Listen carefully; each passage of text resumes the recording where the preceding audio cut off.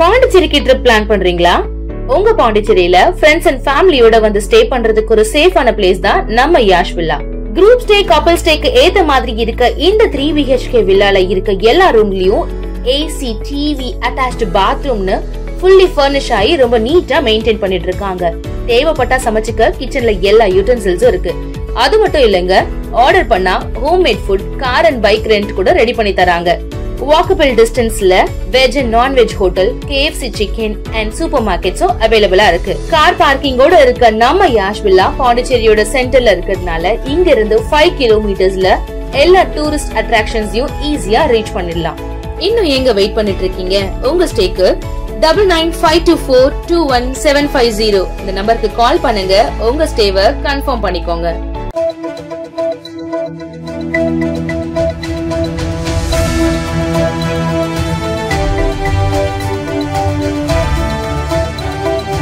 வணக்கம். சக்தி சேனலின் புதுவையின் இன்றைய நிகழ்வுகள். தூண்டல் முள்வளைவு அமைக்க நிதி ஒதுக்கியும் அரசாணை வெளியிடாத தமிழக அரசை கண்டித்து கடலில் இறங்கி போராட்டத்தில் ஈடுபடுவதுடன் தேர்தலையும் புறக்கணிப்போம் என சின்ன முதலியார் சாவடி மீனவர்கள் எச்சரிக்கை விடுத்துள்ளனர். விழுப்புரம் மாவட்டம் கோட்டுக்குப்பம் பேரூராட்சிக்கு உட்பட்ட சின்ன முதலியார் சாவடி மீனவ கிராமத்தில் 750க்கும் மேற்பட்ட குடும்பங்கள் வசித்து வருகின்றனர். இங்கு 1000க்கும் மேற்பட்ட மீனவர்கள் மீன்பிடி தொழிலில் 250 படகுகளை கொண்டு ஈடுபட்டு வருகின்றனர். இப்பகுதி மீனவர்களின் படகுகளை நிறுத்தி வைக்க இடவசதி இல்லாத காரணத்தினால் அடுத்துள்ள தந்தராயன் குப்பம் கிராமத்தில் படகுகள் நிறுத்தப்படுகிறது. இதனால் இரு மீனவ கிராமங்களுக்கு இடையே அடிக்கடி மோதல் ஏற்பட்டு சட்ட ஒழுங்கு பிரச்சனையும் உருவாகிறது. இதனை தீர்க்கும் வகையில் உடனடியாக சின்ன முதலியார் சாவடியில் தூண்டல் முள் வளைவு அமைத்தால் இயற்கையாகவே கரை உருவாகி படகுகள் நிறுத்துவதற்கு இடம் கிடைக்கும் என 20 ஆண்டுகளாய் மீனவர்கள் வைக்கும் கோரிக்கைக்கு இன்னும் தீர்வு காணப்படவில்லை. இதற்காக 12.50 கோடி ரூபாய் ஒதுக்கீடு செய்யப்பட்டதாக கூறப்பட்டாலும் இதுவரை அரசாணை வெளியிடாத காரணத்தினால் பிரச்சினை தீர்த்த பாடில்லை. இது தொடர்பாக சென்னை உயர் நீதிமன்றத்தை மீனவர்கள் அணுகிய போது 6 மாதத்திற்குள் சின்ன முதலியார் சாவடியில் மீனவர்களின் பாதுகாப்பை உறுதி செய்ய தமிழக அரசுக்கு நீதிமன்றம் உத்தரவிட்டது. இனியாவது தமிழக அரசு நடவடிக்கை எடுத்து 20 ஆண்டுகால போராட்டத்திற்கு முடிவு கட்டுமா என்பதுதான் சின்ன முதலியார் சாவடியின் ஒவ்வொரு மீனவரின் எதிர்பார்ப்பாக உள்ளது.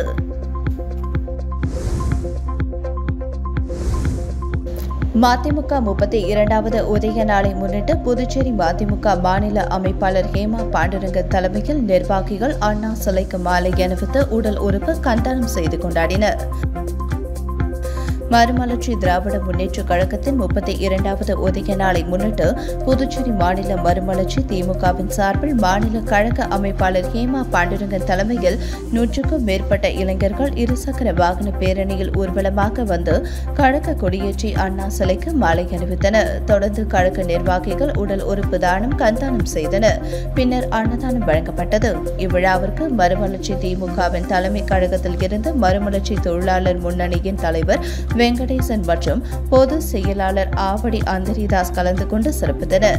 இவ்விழாவில் அவைத் தலைவர் செல்வராஜ், துணை செயலாளர் கலைவாணன், மூர்த்தி போன்றோர் உடல் தானத்திற்கான விண்ணப்பத்தை ஆவடி அந்தரிதாஸ் அவர்களிடம் சமர்ப்பித்தனர். இவ்விழாவினை உருளையன்பேட்டை தொகுதி செயலாளர் சதீஷ் என்கின்ற சக்திவேல் சிறப்பான முறையில் ஏற்பாடு செய்திருந்தார். மேலும் இந்நிகழ்வில் முன்னாள் பொறுப்பு குழு தலைவர் கபிரியல், தலைமை செயற்குழு உறுப்பினர் இளங்கோ, பொதுக்குழு உறுப்பினர் செல்லத்துறை, மாசிலாமணி உட்பட பலர் கலந்து கொண்டனர்.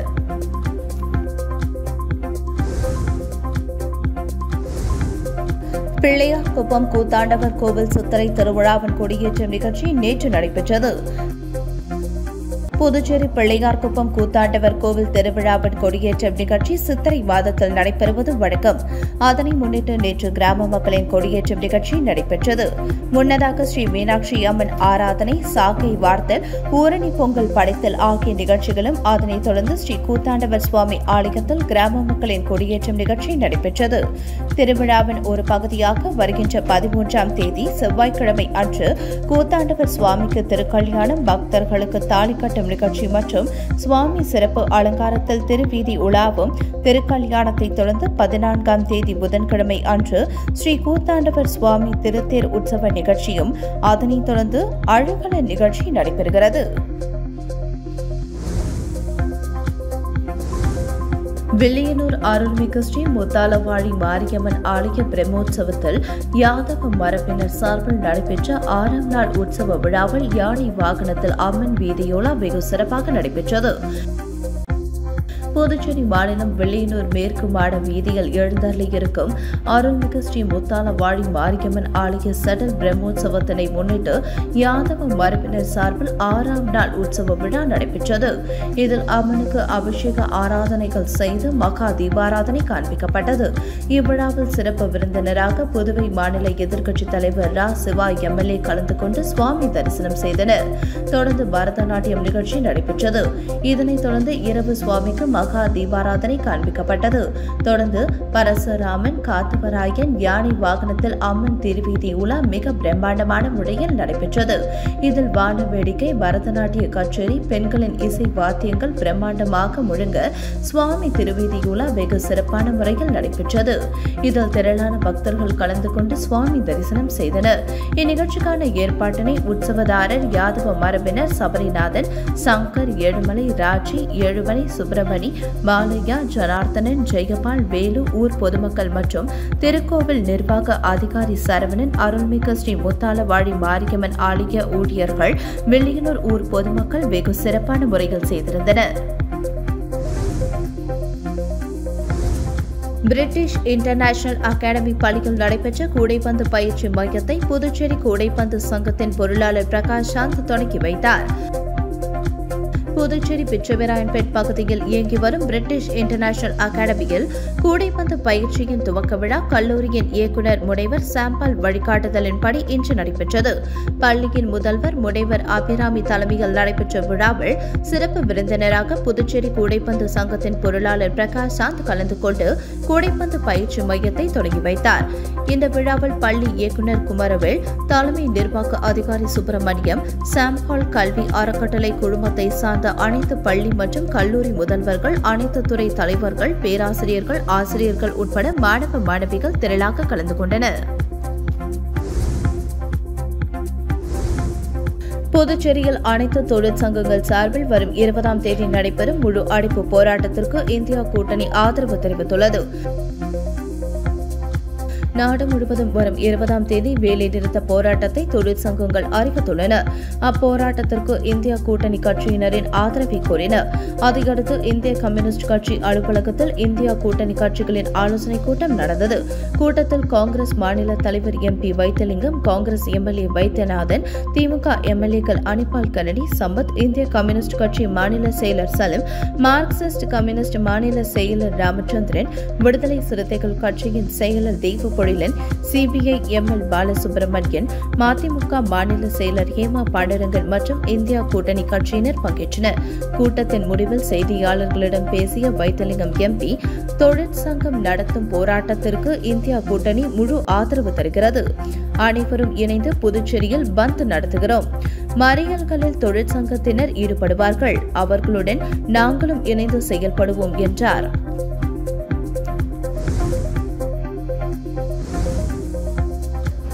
சூப்பர் ஸ்டார் ரஜினி ரசிகர் மன்றத்தின் புதுச்சேரி மாநில செயலாளர் பிரபாகரன் பிறந்தநாள் விழா விமர்சையாக கொண்டாடப்பட்டது. புதுச்சேரி மாநில சூப்பர் ஸ்டார் ரஜினி ரசிகர் மன்றத்தின் மாநில செயலாளர் பிரபாகரனின் பிறந்தநாள் விழா புதுச்சேரி மாநில ரஜினி ரசிகர் தலைமை மன்றத்தில் மிக விமர்சையாக கொண்டாடப்பட்டது. மேலும் கோவில்களில் சிறப்பு பூஜை மற்றும் பொதுமக்களுக்கு அன்னதானம், ஏழை எளிய மக்களுக்கு உதவிகளும் செய்யப்பட்டது.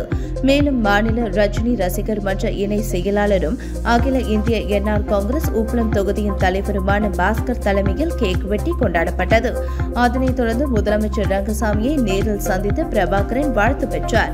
இந்நிகழ்ச்சியில் உருளையன்பேட்டை NR காங்கிரஸ் தொகுதி தலைவர் ஓம்சக்தி ரமேஷ், கிழக்கு மாவட்ட துணைத் தலைவர் செல்வகுமார், வசந்தன் கோ மேலாளர் செல்வம், செயலாளர் முரளிதரன் உட்பட பலர் கலந்து கொண்டனர்.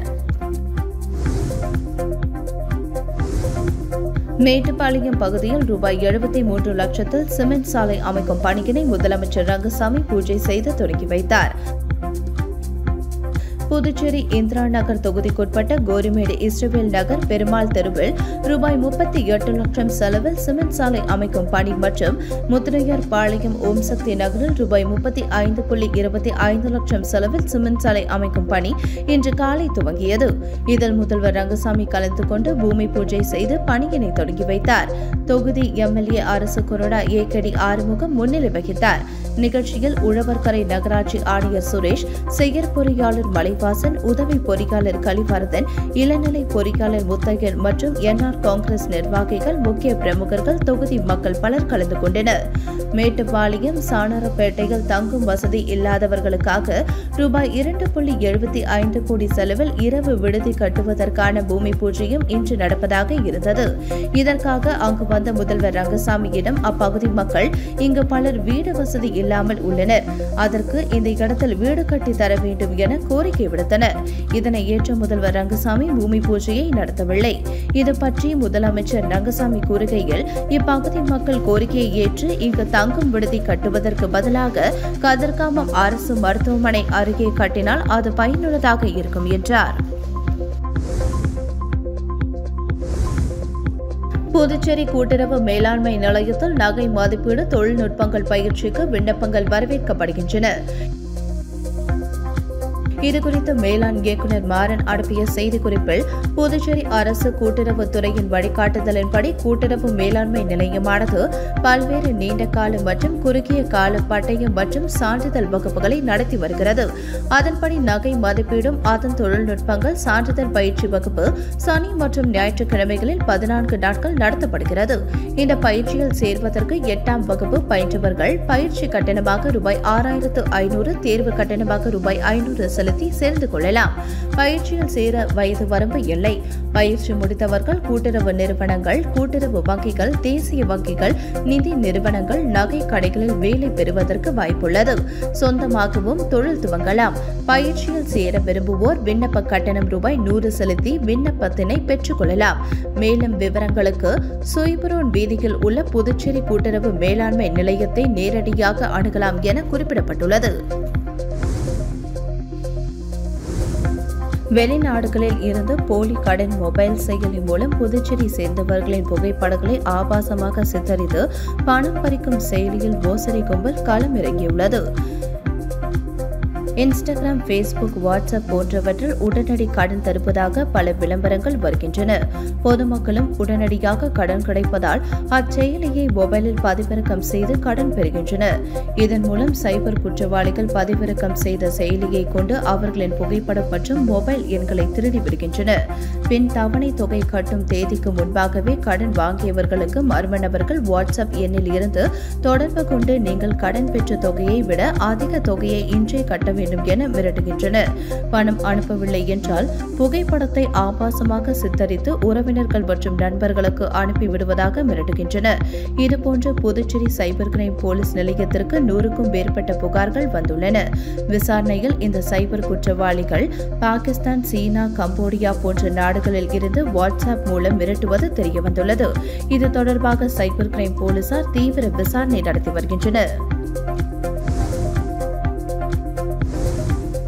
புதுச்சேரியில் நடிகை த்ரிஷாவின் பிறந்த நாளை முன்னிட்டு கடந்த 20 வருடங்களாக நலத்திட்ட உதவிகளை வழங்கி வரும் அவரது தீவிர ரசிகர் த்ரிஷாவுடன் ஒரே ஒரு செல்ஃபி எடுக்க வேண்டும் என தனது விருப்பத்தை தெரிவித்துள்ளார். தமிழ் திரையுலகில் கடந்த 1999ஆம் ஆண்டு வெளியான ஜோடி திரைப்படத்தில் அறிமுகமான நடிகை த்ரிஷா 27 வருடங்களாக முன்னணி நடிகையாக உள்ளார். இவருக்கு உலகம் முழுவதும் ரசிகர்கள் உள்ளனர். இந்த நிலையில் புதுச்சேரியில் பகுதி நேர ஓட்டுநராக பணிபுரியும் மகேஷ் என்பவர் நடிகை த்ரிஷாவின் தீவிர ரசிகர் ஆவார். நடிகை த்ரிஷாவின் ஒவ்வொரு பிறந்த நாள் அன்று இவர் நலத்திட்ட உதவிகள் வழங்குவது குறிப்பிடத்தக்கது. அந்த வகையில் இந்த ஆண்டு வெள்ளியனூர் சந்திப்பில் த்ரிஷா பிறந்த நாளை முன்னிட்டு பொதுமக்களுக்கு இலவசமாக மோர் வழங்கினார். தொடர்ந்து செய்தியாளர்களுடன் பேசிய அவர், சாமி திரைப்படம் வெளியானதில் இருந்து த்ரிஷாவை எனக்கு பிடிக்கும் என்றும் அவரை ஒரே ஒரு முறை நேரில் சந்தித்து செல்ஃபி எடுக்க வேண்டும் என தனது ஆசையை தெரிவித்தார். மேலும் த்ரிஷா பிறந்த நாளை முன்னிட்டு கடந்த 20 வருடங்களாக நலத்திட்ட உதவிகள் வழங்கி கொண்டாடி வருவதாக தெரிவித்தார். குருவிநத்தம் பகுதியில் விவசாய களத்துடன் கூடிய தானிய கிடங்கை செந்தில்குமார் எம்எல்ஏ திறந்து வைத்தார். குருவிநத்தம் கிராமத்தில் தானிய கிடங்கு மற்றும் உலர்களம் வேண்டும் என அப்பகுதி விவசாயிகள் நீண்ட ஆண்டுகளாக கோரிக்கை வைத்து வருகின்றனர். செந்தில்குமார் எம்எல்ஏ பரிந்துரையின் பேரில் புதுச்சேரி மாவட்ட ஊரக வளர்ச்சி முகாமை நிதியின் கீழ் அரியாங்குப்பம் வட்டார வளர்ச்சி அலுவலகம் மூலம் ரூபாய் 29 லட்சம் மதிப்பீட்டில் குருவிநத்தம் இருளன் சந்தை புறாந்தொட்டி பகுதியில் தானிய கிடங்குடன் கூடிய களம் அமைக்கப்பட்டது. இதன் திறப்பு விழா நேற்று நடைபெற்றது. நிகழ்ச்சிக்கு அரியாங்குப்பம் வட்டார வளர்ச்சி அதிகாரி கார்த்திகேயன் தலைமை தாங்கினார். விவசாயி முத்து வரவேற்றார். பாகூர் கொம்யூன் பஞ்சாயத்து ஆணையர் சதாசிவம் வாழ்த்துரை வழங்கினார். விருந்தினராக செந்தில்குமார் எம்எல்ஏ கலந்து கொண்டு தானிய கிடங்குடன் கூடிய களத்தை திறந்து வைத்து சிறப்புரையாற்றினார். விவசாயி தவமுருகன் நன்றி உரையாற்றினார். இந்நிகழ்ச்சியில் வட்டார வளர்ச்சி உதவி பொறியாளர் ராமன், இளநிலை பொறியாளர் சிவபிரகாசம், கிராம திட்ட ஊழியர் சுரேஷ் மற்றும் ஊர் பொதுமக்கள் பலர் கலந்து கொண்டனர். புதுச்சேரியில் மத்திய உள்துறை அமைச்சகத்தின் உத்தரவின்படி லாஸ்பேட்டையில் முப்படையினர் போர்க்கால பாதுகாப்பு ஒத்திகை நிகழ்ச்சி ஆட்சியர் குலத்துங்கன் தலைமையில் தத்ரூபமாக நடைபெற்றது. காஷ்மீர் பகல்காமில் தீவிரவாதிகள் தாக்குதல் நடத்தியதில் 29 பேர் உயிரிழந்ததை அடுத்து அதற்கு பதிலடியாக பயங்கரவாதிகள் ஆக்கிரமிப்பு காஷ்மீர் பகுதியில் முகாமிட்டு இருந்த இடத்தில் இந்திய ராணுவம் பதில் தாக்குதல் நடத்தி 80க்கும் மேற்பட்ட பயங்கரவாதிகள் உயிரிழந்துள்ளதாக மத்திய உள்துறை பாதுகாப்பு அமைச்சகம் அறிவித்துள்ளது. இந்தியா மீது பயங்கரவாதிகள் தாக்குதல் நடத்தினால் முன்னெச்சரிக்கை நடவடிக்கையாக மாநில அரசுகள் தயார் நிலையில் இருக்க போர்க்கால பாதுகாப்பு ஒத்திகையில் ஈடுபட வேண்டும் என உத்தரவிட்டிருந்தது. அந்த உத்தரவின்படி புதுச்சேரி அருகே உள்ள லாசுப்பேட்டையில் போர்க்கால பாதுகாப்பு ஒத்திகை மாவட்ட ஆட்சியர் குலோத்துங்கன், முதுநிலை காவல் கண்காணிப்பாளர் கலைவாணன் தலைமையில் நடைபெற்றது. இந்த ஒத்திகையில் புதுச்சேரி காவல்துறையினர், தீயணைப்புத் துறையினர், ஊர்காவல் படையினர், போக்குவரத்து காவலர்கள், NCC மாணவர்கள் என முப்படையினர் பாதுகாப்பு ஒத்திகையில் ஈடுபட்டனர். பாதுகாப்பு ஒத்திகையில் குண்டு வீசி தாக்குதல் செய்யப்பட்டால் எவ்வாறு பொதுமக்களை மீட்டு முதல் உதவி அளிப்பது, தாக்குதல் நடைபெறும் தற்காத்துக் கொள்வது, விரைந்து மீட்பது, ஆயுத கிடங்குகள், தகவல் தொடர்பு மையங்கள் உள்ளிட்ட முக்கிய இடங்களை மறைப்பது, சைரன் ஒலி எழுப்பி மக்களை எச்சரிக்கை செய்வது என்பது போன்ற செயல்முறைகள் செய்யப்பட்டன.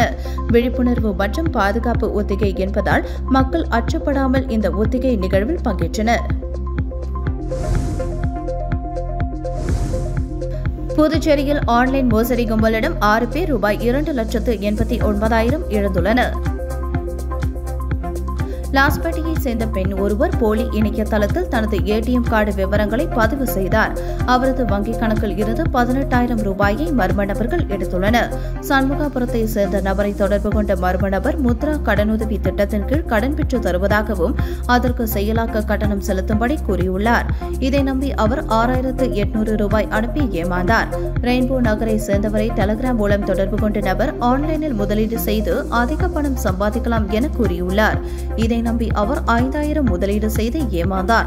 லாஸ்பேட்டையை சேர்ந்த ஒருவர் பேஸ்புக்கில் வந்த விளம்பரத்தை நம்பி 8,000 ரூபாய்க்கு கார் முகப்பு கண்ணாடி ஆர்டர் செய்து ஏமாந்தார். பாகூரை சேர்ந்த ஒருவரின் வங்கி கணக்கில் இருந்து 2,50,000 ரூபாயை மர்ம நபர் எடுத்துள்ளனர். கலைவாண நகரை சேர்ந்த ஒருவர் ஆன்லைன் மூலம் 2,000 ரூபாய்க்கு ஆன்லைனில் கை கடிகாரம் மற்றும் இயர்பட்ஸ் ஆர்டர் செய்தார். அவருக்கு 400 ரூபாய் மதிப்பிலான பொருட்கள் மட்டுமே வந்துள்ளது. இதேபோல் மோசடி கும்பலிடம் 6 பேர் 2,89,800 ரூபாய் இழந்துள்ளனர். புகார்களின் பேரில் சைபர் கிரைம் போலீசார் வழக்கு பதிந்து விசாரித்து வருகின்றனர். உங்கள் சக்தி சேனலின் புதுவையின் அன்றாட நிகழ்வுகளை உடனுக்குடன் தெரிந்து கொள்ள சக்தி சேனல் புதுச்சேரி யூடியூப் சேனலை சப்ஸ்கிரைப் செய்து கொள்ளுங்கள். மறக்காமல் பெல் பட்டனையும் கிளிக் பண்ணுங்க. ஷேர் பண்ணுங்க, லைக் பண்ணுங்க. உங்கள் சக்தி சேனல்.